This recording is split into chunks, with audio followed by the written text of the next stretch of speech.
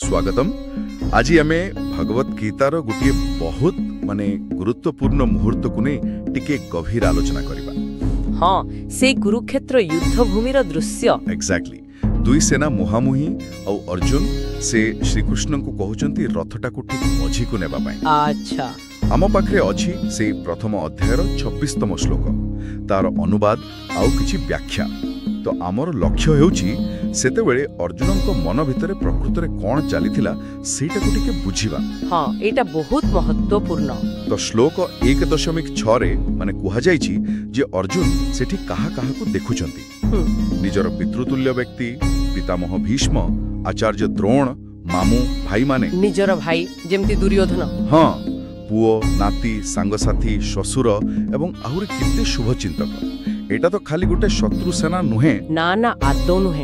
एमती लागुची जेमती गोटे परिवार एकाठी होइछंती। मोते सब गोटे टिके आश्चर्य लागे युद्ध भूमि रे एमती दृश्य जणे योद्धार मनरे की प्रभाव पकाउथिबो। एठी ही कथाटा आहुरी गभीर होई जाउची देखंतु।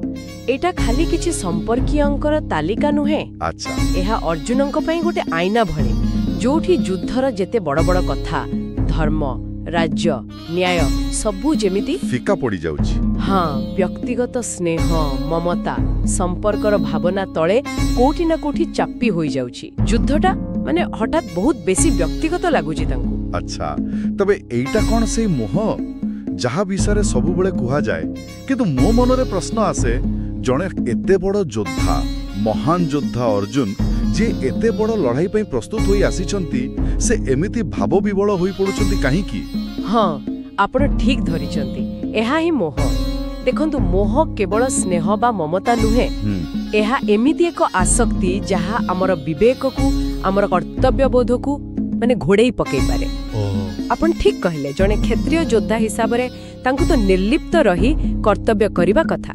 किंतु एई मुहूर्त रे अर्जुनंक भितरर योद्धा उपरे तांक भितरर मणिषटा हावी होई जाउची। हाँ, पुत्र शिष्य बंधु संपर्क्य ए सब भावना तांको आच्छन्न करि देउछि। आउ गोटे कथा भी देखंतु, से खाली साधारण संपर्क्यंकु देखु नहंती। सेठी अछंती पितामह भीष्म जहांको कोଳରେ से बढ़िछंती। हाँ, से तो तांकर अति प्रिय थिले। एकदम अछंती गुरु द्रोण जहांकठु से धनुर्विद्या शिखिछंती। अछंती निजर भाई सांग एमानंक विरुद्ध रे शस्त्र उठाइबा ए कल्पनाटा ही तांको भितरु दोहलाई देउछि। सत कथा। एटा तांकर मानवीय संवेदनाशीलता को देखाउछि, जदियो एटा तांकर कर्तव्य पालन रे बाधा देउछि। सेतेबेले ए कथा सुनिले मो मन को आसुछि आम निज जीवन रे भी एमती परिस्थिति आसे।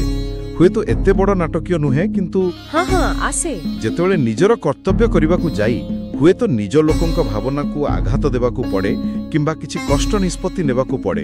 ए द्वंद्वटा बोधे सबु मनुष्यंक पई ना। निश्चय निश्चय। एवं एही गभीर मानसिक द्वंद्व ए जो विषाद एटा ही तो गीतार प्रथम अध्यायर ना अर्जुन विषाद जोग हेबार कारण। अच्छा, यह बाहर को देखिले गोटे नकारात्मक स्थिति भली लागि पारे, किंतु वास्तव रे एई विषाद ही सेही भूमि प्रस्तुत करूछि जोटी गीता ज्ञानर आरंभ हेबो। एकदम सेठी श्रीकृष्णंक मुखरु गीतार अमृत बारे बाहरिबो।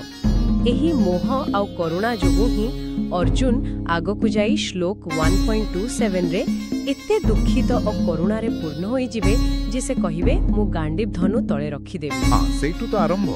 हाँ, तांकर एही भांगी पड़िबा ही प्रकृत ज्ञान पाइबार आरंभ बिंदु। वाह, एटा वास्तव रे गोटे चमत्कार दृष्टिकोण। अर्थात श्लोक 1.26 केवल युद्ध पूर्वर गोटे चित्र नुहे, एहा मनीष भितरर संघर्षर गोटे बहुत शक्तिशाली प्रतिफलन। हाँ, जेतेबेले कर्तव्यर डाकरा और मनीषर निज हृदयर बंधन भितरे टणाओटरा हुए। एकदम यही द्वंद्व ही अर्जुन को प्रश्न पचारिबा को बाध्य करूछि और सेही प्रश्नरु ही गीता जन्म नेउछि। एकदम ठीक कहले।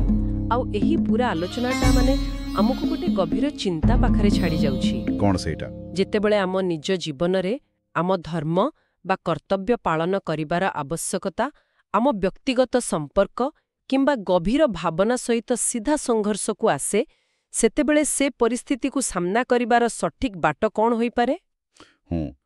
यह वास्तविक एक बड़ प्रश्न। एवं सेही द्वंद्व भितरु आमे केमिति स्पष्टता पाई परिबा, केमिति सठिक कार्य पई दिग पाई परिबा, ଏହା ନିଶ୍ଚୟ ସମସ୍ତଙ୍କ ପାଇଁ ଏକ ବିଚାର କରିବା ଭଳି କଥା।